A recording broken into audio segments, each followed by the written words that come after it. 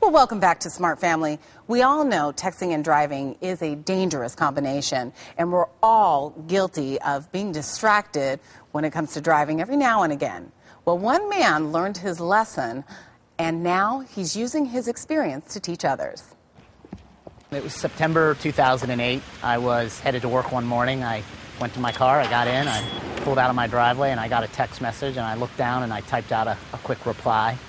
And I looked up a split second later, and I hit a 9-year-old boy on his bike. Can you imagine the feeling of knowing you hit someone because you were doing something you already knew was wrong?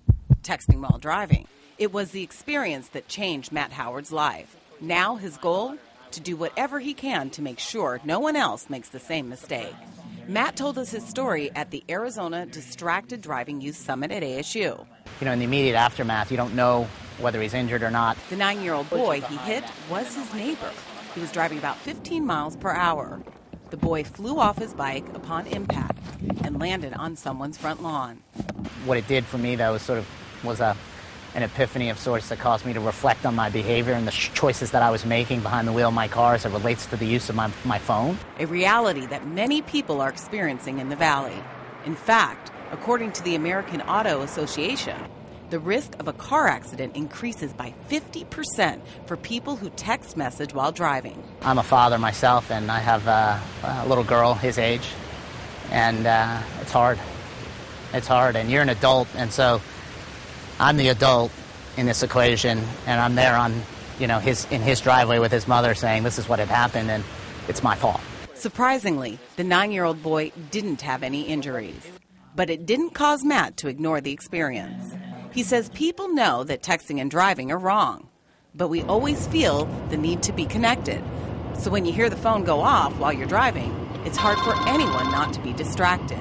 His solution? It's a product called Zoom Safer, and it's a client software application. You download it and you install it onto a smartphone. The application takes the control out of your hands.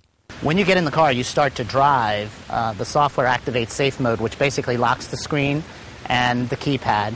And at that point, if somebody sends you a text or an email while you're driving, the software will suppress the inbound alert so that you remain focused on the road and your hands are on the wheel, your eyes are on the road. The person that sends the text message will get an automatic response from your phone saying, you got the message, but we'll respond later. These things compete very, very effectively for our attention in every aspect of our life, even when we're driving. Matt emphasizes that it's up to us to have the discipline to ignore these distractions. But in the meantime, the software can help to stop the urge to grab that phone while driving. Now, the Zoom Safer will only work on smartphones and soon on the Droids, but not on the iPhone. You can try it for free for 7 days, and then after that, it will cost you $2.99 a month. My advice, if you're not ready to turn off your phone while driving, at least turn the volume down so you're at least not distracted. If you want to find out more information, go to our website at abc15.com. Click on the Lifestyle tab.